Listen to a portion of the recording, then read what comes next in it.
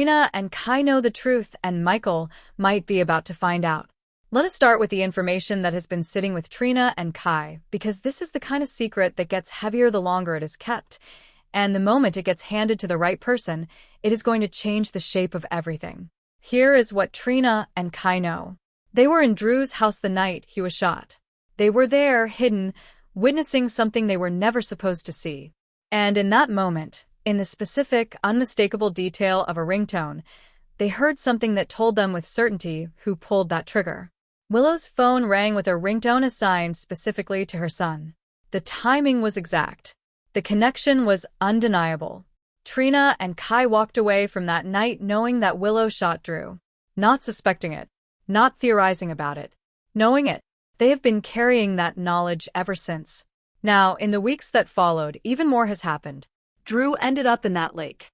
And Trina and Kai, who have been paying close attention to everything swirling around the people in their lives, have put enough pieces together to suspect that Willow may have been involved in that situation too.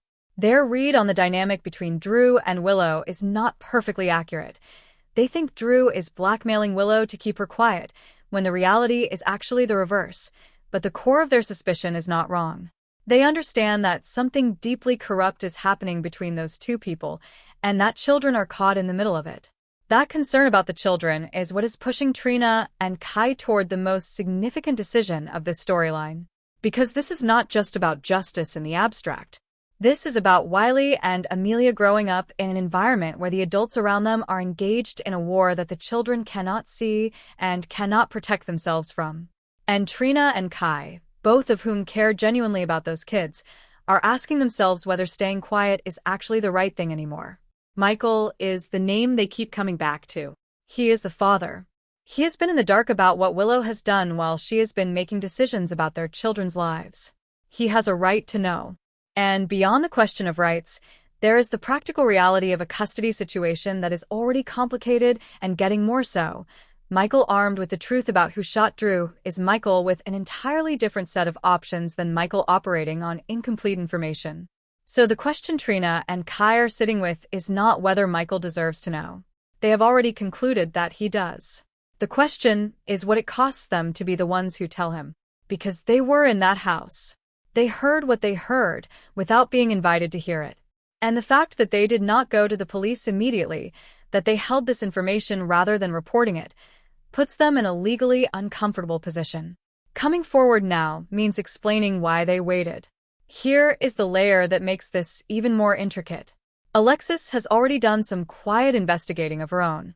She pulled phone records.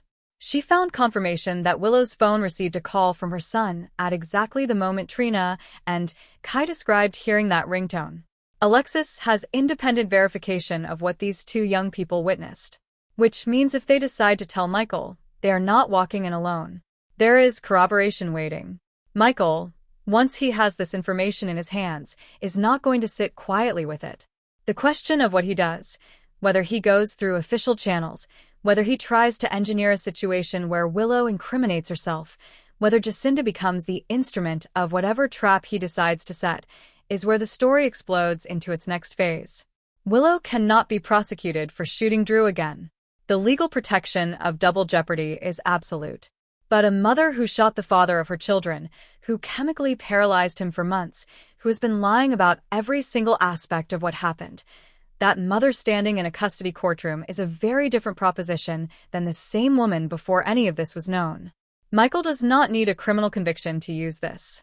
He needs a judge. And a judge hearing what Trina and Kai know, backed by Alexis's phone record research, might see Willow in a very different light. Willow thinks she has navigated her way through the worst of this. She thinks the blackmail leverage protects her. She thinks the legal acquittal closes the door. She thinks she has won. She has absolutely no idea what is coming. Hudson arrives and Jocelyn may have met her match. Now let us talk about Hudson, because the arrival of this character has been surrounded by deliberate mystery, and now we are starting to get a clearer picture of who he is and what his presence in Port Charles is going to mean, particularly for Jocelyn. The actor playing Hudson was not originally brought in for this role. He auditioned for something else entirely, but the impression he made was significant enough that the creative team built something new around him. a role created specifically for what he brings, and then tested against the actress who plays Jocelyn to see what would happen when these two were in the same room together. The chemistry read happened. Whatever occurred in that room convinced the people making decisions that this pairing had something real and worth developing. So Hudson and Jocelyn are going to be in each other's orbit in a significant way.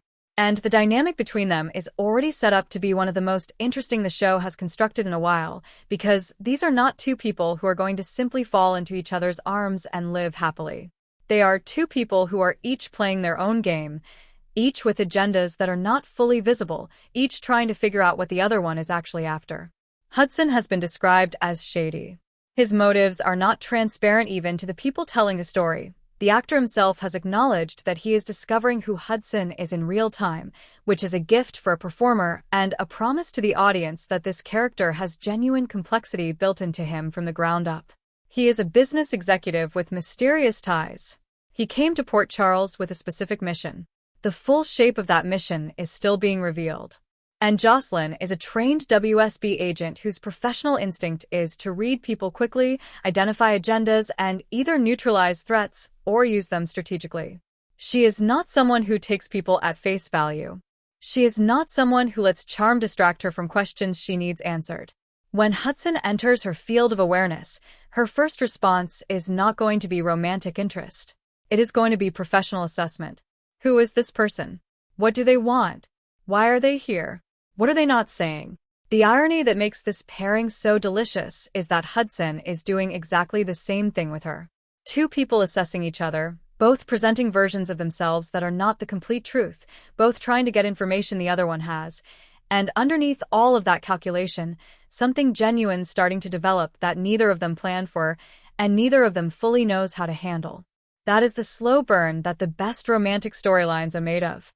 Not immediate connection and easy warmth, but two complicated people who meet in the middle of competing agendas and discover, to their own considerable surprise, that they actually feel something real for each other. The risk for Jocelyn in all of this is obvious. She is a professional. She knows how to use connection as a tool. She may begin this relationship as a deliberate play, getting close to Hudson to understand his agenda and protect the people around her from whatever he is there to do. But feelings have a way of developing on their own schedule regardless of the tactical framework around them. Jocelyn could start this as a mission and find herself somewhere she did not intend to be. Hudson is going to be sharing scenes with a wide range of Port Charles characters as his story unfolds. Brooklyn, Chase, Carly, the connections are spreading. And whatever brought him to this town, whatever the full truth of his shady business executive background turns out to be, his presence here is already changing the dynamic of multiple storylines before he is barely unpacked. Jocelyn has been at a crossroads this summer. Her immediate mission is complete. Her place in the world, she came back to, feels different than it did when she left. And now a mysterious man with unclear intentions has walked into her orbit, and the chemistry between them is apparently impossible to ignore. Port Charles has a new variable, and his name is Hudson. Brooklyn's vow, Tracy's clause, and a town preparing for war. And finally, let's talk about the conversations happening in Port Charles right now that are setting the stage for everything that is coming, because this preview episode is packed with lines that tell you exactly where every major player stands and exactly how serious things are about to get.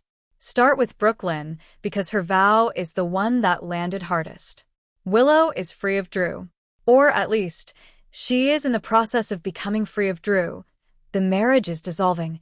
The immediate crisis of the lake and the confrontation in the darkened house has passed into an uneasy stalemate, and Willow is theoretically in a position to start rebuilding some version of her life. Brooklyn has watched all of this with the particular anxiety of a woman who knows exactly what Willow is capable of and exactly where Willow's attention tends to drift when other obstacles are cleared away. Chase is that attention's most likely next destination. He always has been. The history between Chase and Willow is long and layered and has never been fully resolved in a way that would make Brooklyn feel genuinely secure. And now Willow, with Drew no longer consuming her energy and her scheming, has room in her life for other pursuits. Brooklyn is not going to wait and see. She's not going to give Willow the benefit of the doubt or assume that time and consequences have changed what Willow wants. She looks Michael in the eye and tells him, in the coldest and most certain terms, that Willow will get her claws into Chase over her cold, dead body. That is not a figure of speech. That is a declaration. That is Brooklyn telling everyone who can hear her exactly where her line is and exactly what she is prepared to do to hold it. There is something simultaneously fierce and unsettling about that kind of certainty. The love behind it is real, but the lengths it implies Brooklyn is willing to go to are the kind that lead to decisions she cannot take back. Meanwhile, in a completely different register, Tracy is having her own moment of extraordinary candor. Stella corners her, as Stella corners everyone eventually, and Tracy admits something that is both terrible and completely, honestly, Tracy. Tormenting Lucy is just a perk, not the main goal, not the primary motivation.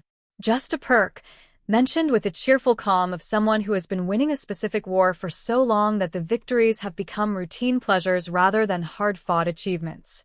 The battle between Tracy and Lucy over deception has been escalating all summer, and Tracy's admission that she is enjoying the torment specifically as a bonus rather than a side effect tells you everything about where her head is. Tracy is not fighting to win. Tracy has already decided she has won. Now she is simply savoring the experience of watching Lucy realize it. Serena, arriving fresh and observant, immediately picks up on the fact that something more is going on than what Lucy told her. She asks the question directly, "What am I really doing here?" because Serena did not come all the way back to Port Charles based on a phone call that did not add up. Lucy's official explanation for why she needed Serena does not fully account for the urgency or the specific nature of the request. Serena is smart enough to know she is missing part of the picture. Lucy is going to have to decide how much of the real plan she shares with Serena before Serena figures it out on her own. And knowing Lucy, the answer is going to be exactly as much as she needs to share, and not one word more. Isaiah's conversation with Britt is its own kind of declaration. The situation between Isaiah and Curtis has moved past professional disagreement and past personal friction into something that sounds increasingly like a vendetta. Isaiah tells Britt clearly that bringing Curtis down is his goal. Not a desire, not an aspiration, a goal, something he is actively working toward. The feud that began with a car accident and was stoked by accusations that Curtis made without full information has become something that Isaiah is now treating as a mission. Britt, hearing this, is in an interesting position. She has her own complicated relationship with the people involved in this conflict. She knows enough about what has been happening to understand that the situation is more layered than Isaiah's declaration suggests. Whether she tries to pump the brakes on what Isaiah is planning, or whether she simply absorbs the information and lets events play out, is a choice that is going to matter. And Jason reconnecting with Anna, both of them acknowledging that they have been through an enormous amount, both of them sitting with the truth of that without pretending it away, is the kind of conversation that feels simple on the surface and is actually doing significant work. Because Anna is hiding something. Jason, who knows her well and pays attention to the things people do not say as much as the things they do, is going to come away from that conversation with questions he was not expecting to have.